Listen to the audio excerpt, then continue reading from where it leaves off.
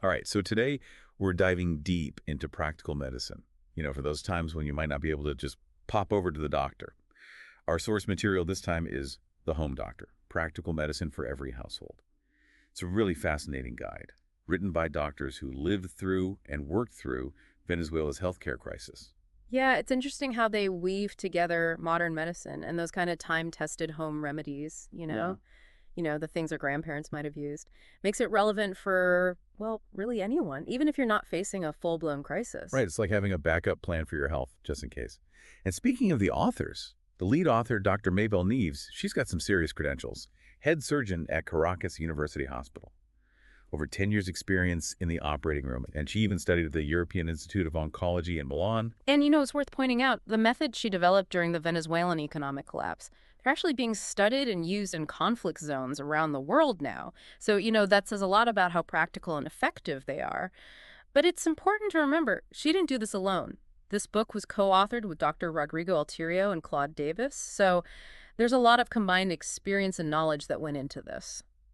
That's reassuring to know. Yeah. Now, the book kicks off by emphasizing the importance of having a well-stocked medical kit, which makes sense.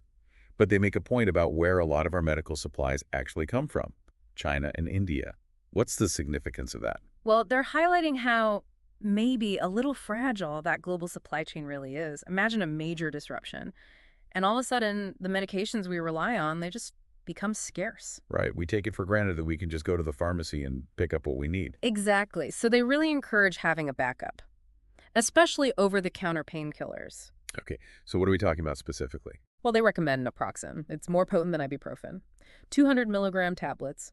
Take one every 8 to 12 hours as needed for pain, but, don't go over 600 milligrams in a 24-hour period, and obviously. Always good to talk to your doctor before starting any new medication or if you have any concerns. Absolutely, good advice. So naproxen for pain.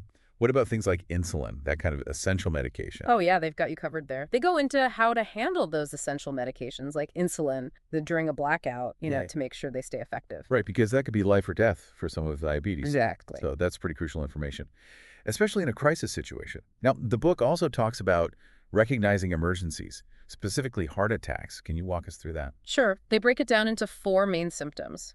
Chest discomfort, it could be pressure, squeezing, fullness, pain, any of that. Discomfort or pain in one or both arms, Mm-hmm. or the back, neck, jaw, even your stomach. Shortness of breath. And then also things like cold sweats, nausea, or lightheadedness. So you might not experience all of those at once. Exactly. But even if you only notice one or two, call emergency services immediately. Right, don't wait. While you're waiting for the ambulance, they recommend chewing an aspirin. And if you have it, using nitroglycerin. Oh, wow. Okay, so having those things on hand beforehand is really important. What about strokes? Those can be just as dangerous. Oh, absolutely. For stroke, they use the acronym FAST, F for face drooping, A for arm weakness, S for speech difficulty, and T for time to call emergency services.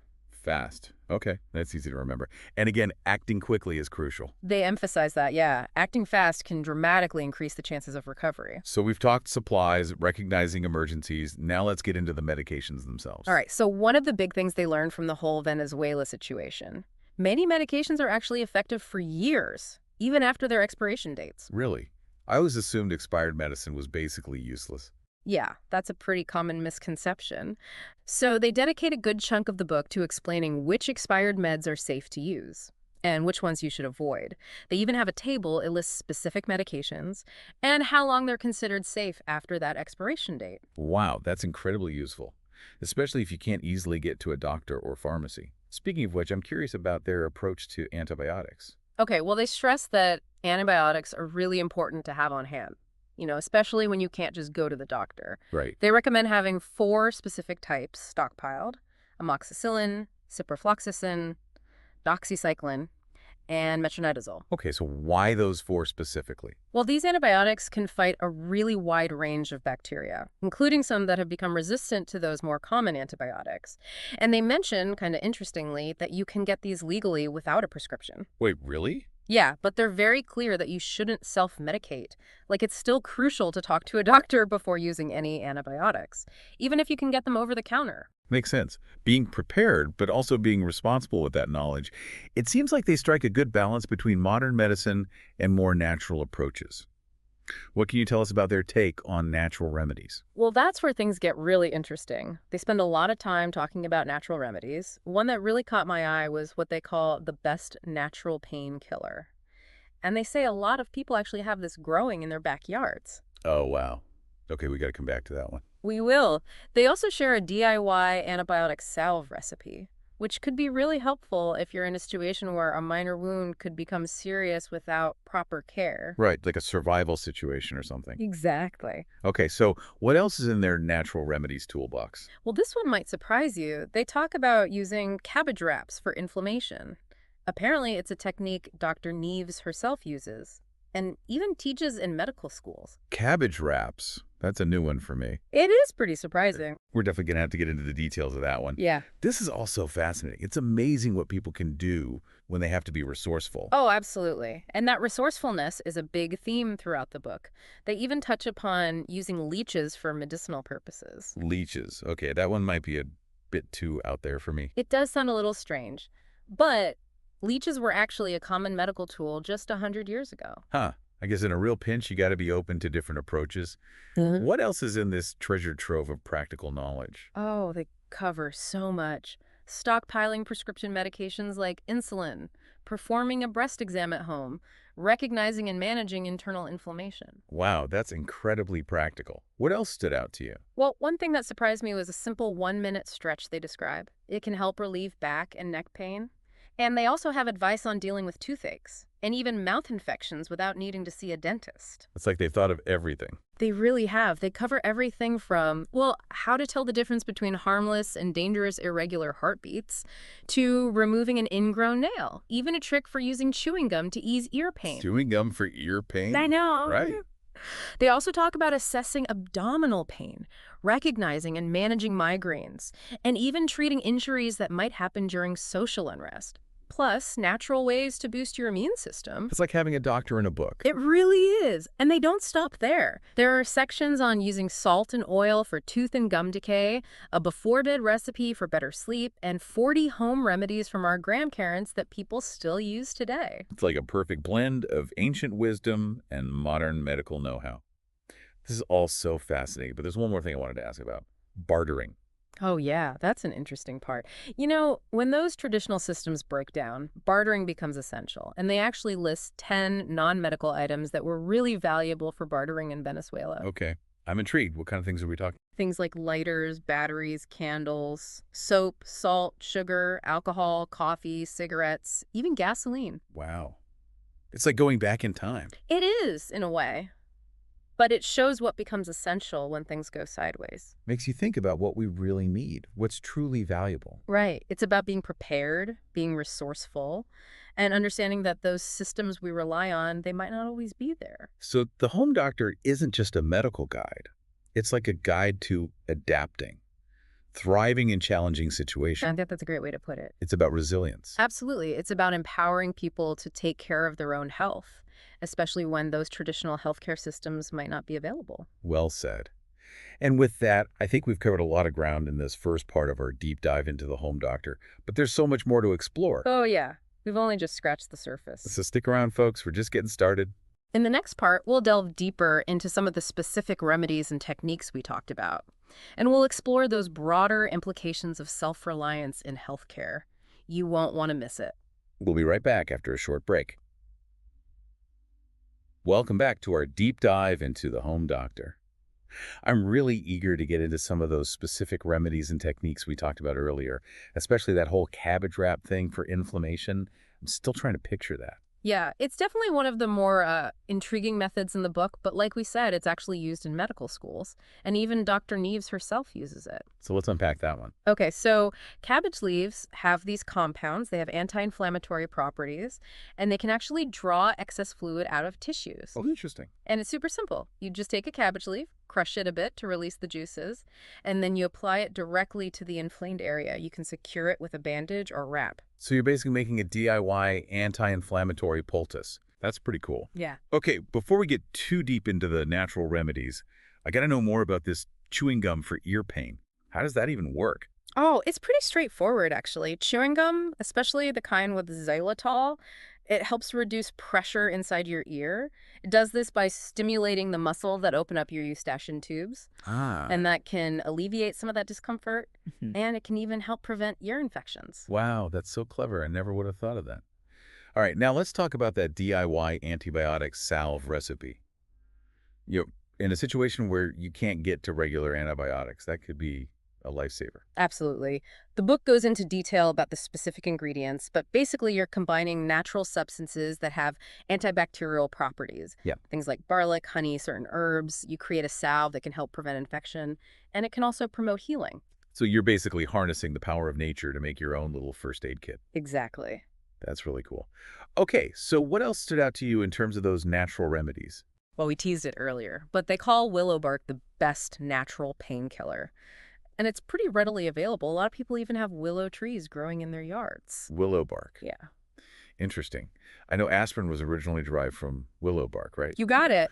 Willow bark has this compound called salicin. It acts as a natural pain reliever, and it's an anti-inflammatory. Hmm. You can make a tea from the bark, or you can find willow bark extract in supplement form. Okay, I'm definitely going to have to look into that. It's amazing how nature provides these remedies, right? Now, we know we're focusing on those natural approaches, but there was one more thing that I was really curious about. The leeches. Ah, yes, the leeches. I know it sounds a little squeamish, but they were a really common medical tool not too long ago. And they're even making a comeback in certain areas of medicine today, like microsurgery. Oh, wow. So what's the deal with leeches? How do they actually work? So when a leech attaches to your skin, it releases this substance, it prevents your blood from clotting, and it also numbs the area. Oh, interesting. This lets them draw out blood without causing pain. And that can actually be beneficial in certain situations, like preventing a wound from getting infected. Okay, I can see how that might be helpful in a, really specific situation. But I think I'll stick with the willow bark tea for now. Probably a good call. Now, shifting gears a bit, I wanted to talk about something else that I thought was really practical. The section on bartering. Oh, right. The book really emphasized how important that can become in a crisis, Yeah. especially when regular money loses its value. Exactly. They have this list of 10 non-medical items that were super valuable for bartering in Venezuela. Okay, refresh my memory. Things like lighters, batteries, candles, soap, salt, sugar, alcohol, coffee, cigarettes, and even gasoline. Wow. It's kind of wild to think about, right? These are all things we just take for granted. But in a crisis, they can become more valuable than actual money. It's true. It really highlights the need to think outside the box when it comes to preparedness. It's not just about having a medical kit. It's about understanding how to adapt and thrive in those tough situations. Right.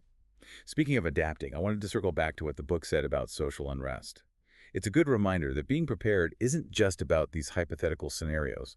It's about being ready for real-world challenges. Absolutely. The book has some guidance on handling injuries that could occur during social unrest, from basic first aid to more advanced wound care. Right. And it's a reminder that healthcare isn't just about individual well-being. It's connected to the stability and safety of our communities. And the book also acknowledges the psychological and emotional impact that social unrest can have on people. Things like trauma, stress, anxiety, those can all affect both physical and mental health. So it's about taking a holistic approach to healthcare, recognizing that our physical, mental, and emotional well-being are all connected. Exact. And the book actually offers practical advice on managing stress, promoting restful sleep, and even fostering that emotional resilience. It's about empowering people to not just survive, but to really thrive even when things are tough. Well said. Now, before we move on to the last part of our deep dive, there was one more remedy I wanted to touch on. The salt and oil for tooth and gum decay. Oh, yeah. That one was interesting. I'll admit, when I first read about it, I was a little skeptical. But the book explains that the salt acts as a mild abrasive. It helps remove stains and brighten your teeth. And it also provides a natural source of fluoride. And the oil, they usually recommend mustard oil. It can help strengthen your gums and loosen plaque, making it easier to remove. So it's like a natural toothpaste and mouthwash all in one. Yeah, pretty much. It's amazing how sometimes the simplest solutions are right there in front of us. That's true. Well, this has been incredibly eye-opening. The Home Doctor really has challenged my thinking about healthcare and what it means to be prepared. Me too. It's been a fascinating journey. We've gone from stockpiling medicines to natural remedies, even bartering. It's been quite a ride. And through it all, there's this one theme that keeps coming up: the importance of self-reliance and resilience. I think that's the heart of the book. The Home Doctor isn't just a medical guide. It's about human ingenuity and adaptability. Facing those challenges head on. Exactly. It's about giving people the power to take care of their own health, especially when those traditional systems aren't available. And it's a good reminder that being prepared isn't just about having supplies. It's about having the knowledge and the skills and the right mindset to face whatever comes your way. One thing that really struck me was how the book emphasized the connection between physical, mental, and emotional well-being. Oh, absolutely. They go beyond just physical ailments. They talk about the psychological and emotional effects of crises and social unrest. It's like they're saying you can't have one without the others. Right. They offer practical advice on handling stress, getting good sleep, and building emotional resilience. It's a holistic view of health, recognizing that our well-being has all these different facets. And I think that's a really important message, especially in today's world. Now, before we wrap things up, I wanted to mention one more thing that really fascinated me. The idea of using salt and oil for tooth and gum decay. Oh, yeah, that was a surprising one. They explain that the salt acts like a mild abrasive, helps remove stains and brighten your teeth. It can even provide a natural source of fluoride. And the oil, they usually use mustard oil. That helps strengthen your gums and loosen plaque, makes it easier to remove naturally. So it's kind of like a natural toothpaste and mouthwash all in one. Exactly. It's a good reminder that sometimes those most effective solutions are right there in front of us. I agree. Well, the Home Doctor has been a real eye-opener for me. It's a treasure trove of practical knowledge. It's not just medical guidance. It's a whole philosophy of self-reliance, resilience, and taking care of your community. It encourages us to be proactive about our health, to be resourceful when things get tough, and to empower ourselves with the knowledge to take care of ourselves and those around us. To our listeners, I highly recommend checking out the Home Doctor for yourselves.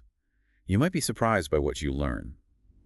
And remember, in a world that's always changing, being prepared is the best way to face whatever comes our way.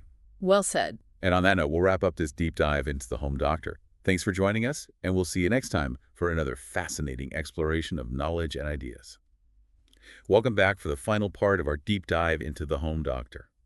I gotta say, this book has really gotten me thinking differently about healthcare and what it really means to be prepared. Yeah, it's been eye-opening for me too. We've covered so much, from stockpiling those essential medicines to natural remedies, even bartering. And through it all, that theme of self-reliance and resilience keeps coming up. Right. It's like the central message of the whole book. The Home Doctor isn't just a medical guide. It's more like a testament to human ingenuity. Yeah. That ability to adapt and overcome obstacles. It's about empowering people, giving them the tools to take charge of their own health, especially when those traditional healthcare systems are overwhelmed or unavailable. Exactly. It's a good reminder that being prepared isn't just about having a bunch of supplies. It's about having the knowledge and the skills and that mindset to face whatever challenges come up. One thing that really stood out to me was how the book emphasized that connection between physical, mental, and emotional well-being. Oh, for sure. They go beyond just treating physical ailments. They acknowledge the impact that things like crises and social unrest can have on people, the psychological and emotional effects. It's like they're saying all those aspects of well-being are intertwined. Exactly. And they give you real practical advice on how to manage stress, how to get a good night's sleep, how to build up that emotional resilience. It's a holistic approach, recognizing that well-being isn't just one thing, it's everything. And that's a really powerful message. Now, before we wrap up, I did want to circle back to one more thing that I found fascinating: the idea of using salt and oil for tooth and gum decay. Oh, yeah, that was a surprising one. They explain that the salt works as a mild abrasive, so it helps remove stains and brighten your teeth. And it can even provide a natural source of fluoride. Right. And the oil, they usually recommend mustard oil. That helps strengthen your gums and loosen plaque. Makes it easier to get rid of naturally. So it's like a natural toothpaste and mouthwash. Pretty much. It's amazing how those simple solutions are sometimes right there in front of us. It's true. Well, the home doctor has been a real eye-opener. I agree. It's an incredible resource. It's not just medical guidance, it's a whole philosophy. Yeah. Self-reliance, resilience, community care. It encourages us to be proactive about our health, to be resourceful when things get tough. And to equip ourselves with the knowledge to take care of ourselves and the people around us. So to our listeners, I highly recommend checking out the home doctor. You might be surprised by what you discover. And remember, in a world that's constantly changing, being prepared is the best way to face whatever comes our way. Couldn't have said it better myself. Thanks for joining us on this deep dive. We'll see you next time for another fascinating exploration.